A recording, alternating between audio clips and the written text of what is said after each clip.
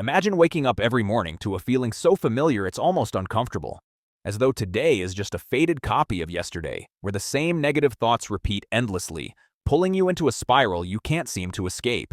This isn't mere coincidence. It may be the sign of a toxic emotional loop, a cycle in which your emotions become trapped in repeating patterns, slowly eroding your mental well-being without you even realizing it. Have you ever wondered why old relationships still trigger the exact same reactions in you time after time, or why a small failure suddenly awakens a deep-seated fear from years ago? If those moments feel familiar, you might be living inside such a loop. And recognizing it is the very first step toward breaking free. We often assume emotions are natural, spontaneous responses to the outside world.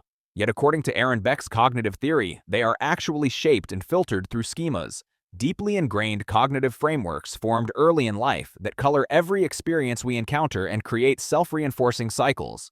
These schemas are not fleeting thoughts. They form the foundation of our behavior, causing us to repeat the same emotional reactions even when circumstances have changed.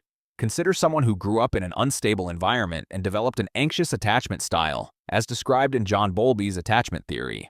They constantly seek reassurance from others, yet push people away out of fear of abandonment, a loop where fear generates certain behaviors, and those behaviors in turn intensify the fear.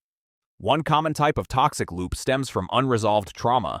Past painful memories seep into the present in the form of emotional triggers. Picture someone who was deeply betrayed in their first serious relationship. According to Paul Ekman's model of basic emotions, they may become hypersensitive to even ambiguous signs of disloyalty. An ordinary conversation can suddenly feel like a minefield.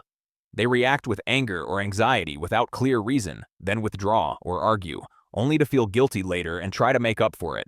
A repeating cycle that gradually exhausts the relationship.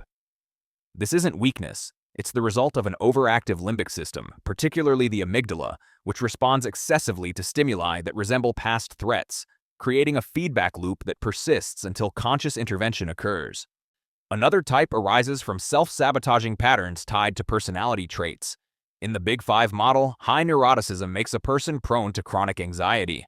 Imagine someone who always doubts their own worth, perhaps because of unrealistic parental expectations. They chase success to prove their value, but every setback reinforces the belief that they're never good enough.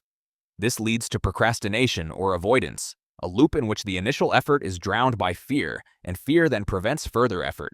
In this group, personal growth becomes especially difficult because they remain trapped in a negative emotional frame, and according to Desai and Ryan's self-determination theory, their basic need for autonomy is chronically undermined by faulty core beliefs.